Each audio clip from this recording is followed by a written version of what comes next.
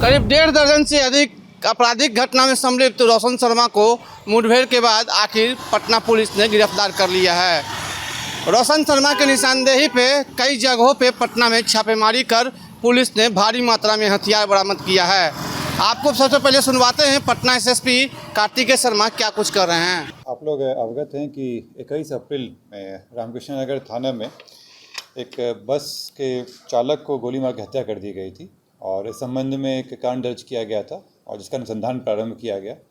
उसी अनुसंधान में अपराधमिक अभियुक्त हैं रोशन शर्मा।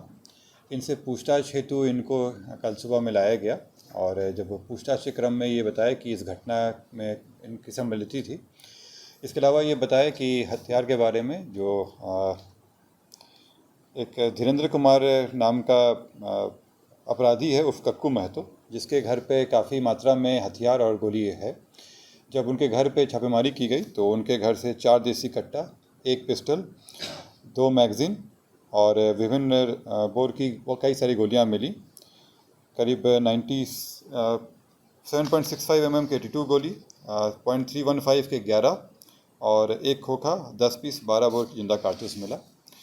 इसके अलावा स्कूटी और अपाची बाइक भी जब्त किया गया। फिर इनसे और गहन पूछताछ किया गया तो इनके द्वारा जानकारी दिया गया कि अगमकुआं थाना क्षेत्र में धनकी गांव में एक मिनी गन फैक्ट्री संचालित की जा रही है और जब वहां जाकर सत्यापन किया गया तो ये बात सही पाई गई और वहां पे लेथ मशीन 3 मिले हम लोगों को और भारी संख्या में अर्धनिर्मित हथियार मिले। वहां पे 1 जिंदा गोली और विभिन्न उपकरण वहां पे मिले। उसके बाद जब हम लोग जिनका घर धीरेन्द्र कुमार है उनके बारे में सत्यापन कर रहे थे तो इनके द्वारा बताया गया कि उसके जहाँ रह रहे हैं उसकी जानकारी दी गई। उसी क्रम में इनको ले जाया जा रहा था। ले जाने के क्रम में ये फुलवारी थाना क्षेत्र के कुरकुरी गांव के पास गए और वहाँ पे गाड़ी से उतरे और वहाँ पे एक सिपाही की हथियार छीनने की कोशिश की और भागने का प्रयास किए। भागने के क्रम में इनको रोकने का प्रयास किया गया तो ये माने नहीं। इसमें पुलिस को रोकने के लिए फायरिंग करनी पड़ी जो उनके पैर में लगी और लगने के तुरंत बाद इनको उपचार हेतु अस्पताल भेजा गया जहाँ से इनको पीएमसीएच में रेफर कर दिया गया है।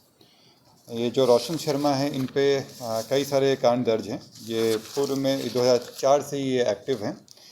पटना के अलावा रांची से ये जेल गए हैं और कलकत्ता में सॉल्ट लेक थाना से भी ये 4 साल की कारावास रह चुके हैं।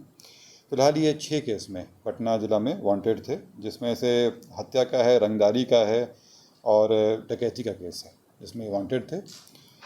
और जैसे इनकी निशानदेही पे भारी मात्रा में हथियार भी मिला है और अन्य अभियुक्त के बारे में हम लोग जानकारी मिली है जिस पे आगे रेड छापेमारी चल रही है और उन लोग को गिरफ्तार किया जाएगा।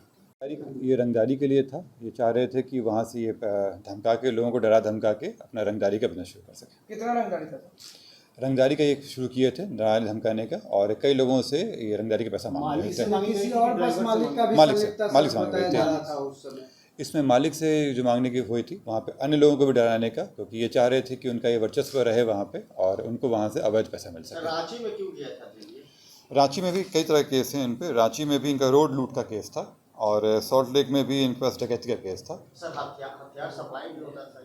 जैसे मैंने बताया कि इन्हीं की निशानदेही पे इतने सारे हथियार मिले हैं और मिनी गन फैक्ट्री का भी था, तो स्पष्ट रूप से इनका काफ़ी अपराधियों से भी था और ये जो हथियार बन रहे थे इसके बारे में इनको जानकारी थी। आए दिन जिस तरह से पटना के बस आए दिन नहीं होता, ये घटना हुई थी वहाँ पे, लेकिन ये इस तरह से हम लोग पकड़ लिए हैं तो आगे भी इस तरह घटना नहीं होगी। हम लोग कोशिश करेंगे, लेकिन ये आए दिन नहीं हो रही है। इससे पहले भी इसी गाड़ी के इसमें जिस तरह के भी जहाँ पे भी हथियार को या कोई भी अपराध हो उस पर हम लोग कार्रवाई करेंगे और अपराधी को जगह पहुँचाएंगे और उसी क्रम में ये काम है। बिल्कुल, आपने सुना कि कुख्यात रोशन शर्मा जो है कई मामलों में जो है अभियुक्त था और बिहार, झारखंड के साथ साथ बंगाल में भी इसके आपराधिक इतिहास है। फिलहाल पुलिस इनके अन्य सहयोगी की तलाश करने में जुट गई है। साथ ही साथ एसएसपी ने बताया कि भारी संख्या में हथियार बरामद किया गया है और मिनी गन फैक्ट्री का भी उद्भेदन किया गया है जहां पर ये हथियार बनाने का कारोबार करते थे। फिलहाल पुलिस इनकी आपराधिक कुंडली को खंगालने में जुट गई है। फिलहाल खबरों के लिए देखते रहिए दर्श न्यूज में चंदन तिवारी, पटना।